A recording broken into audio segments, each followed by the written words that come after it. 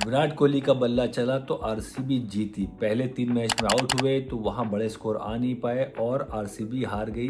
तो विराट कोहली बोले भाई मैटर मैं अपने हाथ में लेता हूं और रन्स बनाए। देखिए जोफ्रा आर्चर बनाम विराट कोहली, बहुत शानदार वो भिड़ंत थी जहां जोफ्रा आर्चर भाग के आए, रफ्तार से बॉल डाली, बाउंसर बाउंसर डाल रहे हैं, विराट कोहली डक भी कर रहे हैं, बार बार बच रहे हैं, पर वो फेज निकालने के बाद अपने खेल पे भरोसा वे वो फेज निकाला और उसके बाद फिर पारी को आगे बढ़ाया, वहां आउट नहीं हुए।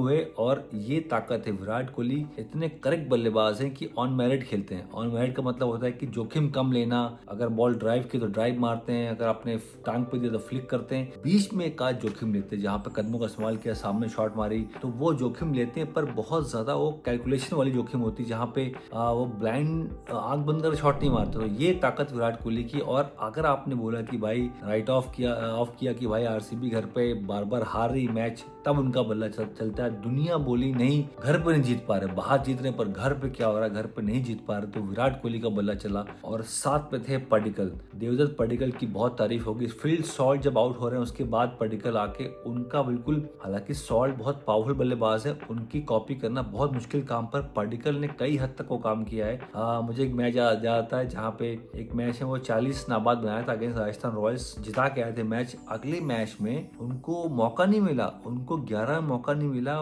वो बहुत बड़ी गलती थी आरसीबी की। पर फिर अगले मैच में उनको खेलने का मौका मिला, पंजाब के खिलाफ वापसी करी और वहां भी रन्स बनाए, यहाँ भी रन्स बनाए। तो जो गलती आरसीबी ने करी उनको ना खिला के, उससे सीखा है। और पडिक्कल के भाई थोड़ा सा वो दिख रहा है कि भाई थोड़ा गुस्सा दिख रहा है कि मुझे नहीं खेलने का मौका मिला। तो बैक टू बैक स्कोर, और स्कोर कैसे करें, तेज खेलने, बहुत तेज गति से स्कोर करने का मतलब होता है कि वो जो उनका अंदाज है वो विराट कोहली को थोड़ा फायदा पहुंचा रहा है, कि विराट कोहली को थोड़ा बीच में वक्त मिलता है कि मैं अपने पारी को आराम से बढ़ाऊं, लास्ट तक खेलूं। और पडिक्कल वो काम कर रहे हैं जहां पे वो तेज खेल रहे हैं और बहुत कम गेंदों पे स्कोर कर रहे हैं। ये बहुत बड़ा प्लस पॉइंट है। आरसीबी की बात करें, जहां अगर सॉल्ट आउट हुए तो फिर कौन, फिर वो काम विराट को नहीं करना, वो काम पडिक्कल कर रहे हैं, बहुत उम्दा तरीके से कर रहे हैं, तो उनकी तारीफ होगी। बहुत शानदार। अब बात करेंगे हेजलवुड की। हेजलवुड भाई कमाल का स्पेल है, जो उनकी भिड़ंत थी बिटवीन जायसवाल पावर प्ले में, जायसवाल भी अग्रेशन लेके आ रहे हैं, हट हट के शॉट मार रहे हैं, play and miss, play and miss, play and miss, फिर एक चौका, फिर एक छक्का।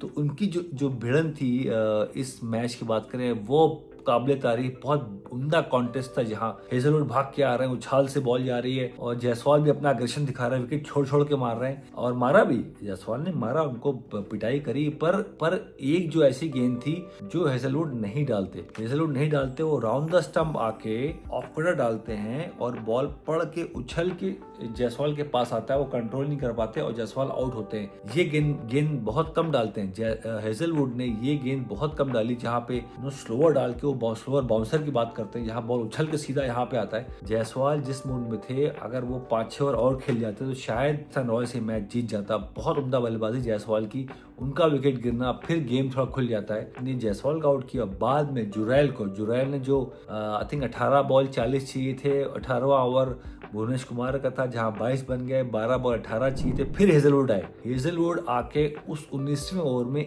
1 रन देता है बंदा और जुरैल को आउट करता है। जुरैल कैसा आउट हुए, पैर खोल के लेग साइड जाते हैं कि भाई वो शॉर्ट बॉल डालेंगे, मैं कुछ ओवर पॉइंट लगाऊंगा, चौका छक्का, पर वो ऑसम के बाहर फुल लेंथ यॉर्कर डालते हैं जहां पे इनसाइड एज होता है जुरैल का और वो आउट होते हैं। वो टर्निंग पॉइंट था जुरैल का। तो 2 विकेट हेजलवुड के नाम, जहाँ जायसवाल सेट थे उनको आउट किया, जुरैल जो मैच विनिंग नॉक खेल रहे थे उनको आउट करना, बहुत उम्दा स्पेल था। और एक जो 20 के ओवर्स में सुयश शर्मा और कुणाल पांड्या इन दोनों ने 8 ओवर डाले हैं, दिए हैं 62 रन, 2 विकेट कुणाल के नाम है। जहां 20 के ओवर्स में आउट किए, वहां पराग को आउट किया और आउट किया नीतीश राणा को।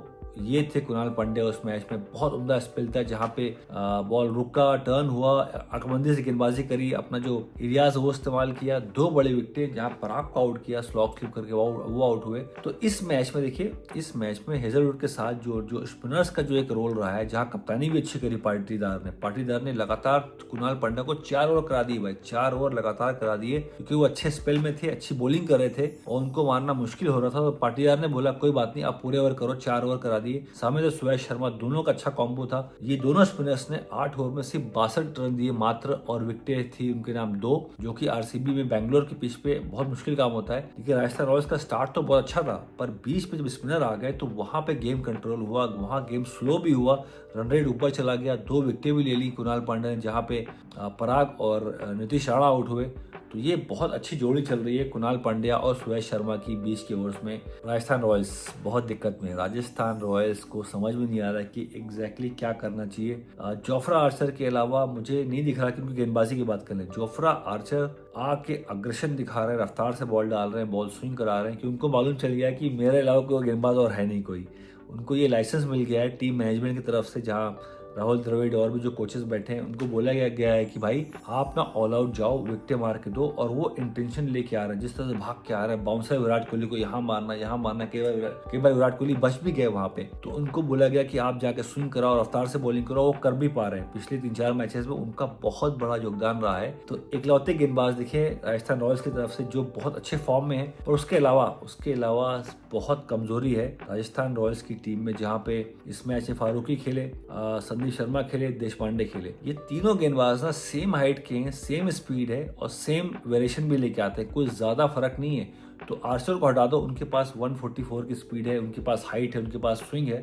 उसके बाद उनके पास सब एक तरीके के गेंदबाज है जो एक हाइट के साथ गेंदबाजी करते हैं। स्किडी है गेंदबाज उनकी, तीनों की जो गेंदबाज का नाम लिया 3 गेंदबाज का, उनके पास बाउंस नहीं है, विकल्प बहुत कम है। और देशपांडे तो बहुत मार खाते हैं। देशपांडे हर मैच में इतने महंगे साबित हुए हैं और उनको हर बार खेलने का मौका मिल रहा है। मैं समझ नहीं पा रहा हूँ कि उनके पास मडवाल जैसे गेंदबाज बैठे हैं स्क्वाड में, उनको मौका क्यों नहीं मिल रहा। वहां पे सवाल निशान है राजस्थान रॉयल्स की। अगर हम 11 की बात करें, इस मैच में मुझे लगता है बड़ी गलती तीक्ष्णा को न खिलाना भी रहा। तीक्ष्णा को खेलना चाहिए, जहाँ पे कुणाल पांड्या, सुयश ने बहुत उम्दा गेंदबाजी करी। इस पिच में ना स्टिकी पिच है, बॉल ग्रिप कर रहा, बॉल रुक रहा है, तो तीक्ष्णा अगर खेलते इस मैच में तो पराग को शायद गेंदबाजी ना करनी पड़ती। एक तेज गेंदबाज कम करके इस मैच में वहां पे राजस्थान रॉयल्स बहुत पैनिक कर रहा है। जहां 11 में तीक्ष्णा को ड्रॉप किया, लेके आया फारूकी को, फारूकी ने भी ठीक ठाक गेंदबाजी करी, उनसे कुछ इतना मिला नहीं। तो ओवरऑल जो 2 मैच पहले हारे वो जीता हुआ मैच था। जहां दिल्ली में हारे, 9 रन चाहिए थे लास्ट ओवर में, वहां नहीं बने। 9 रन चाहिए थे अगेंस्ट लखनऊ, वहां नहीं बने।